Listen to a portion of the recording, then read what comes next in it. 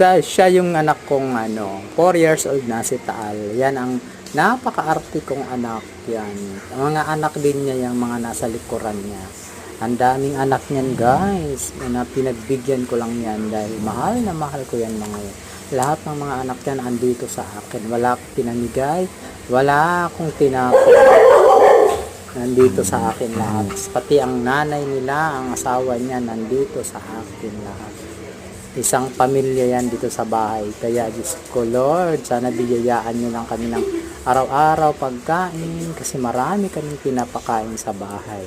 At ayaw ko silang magkahiwa-hiwalay, ayaw ko silang kung saan lang mapunta dahil naaawa ako sa mga yan. Gustong gusto ko silang alagaan.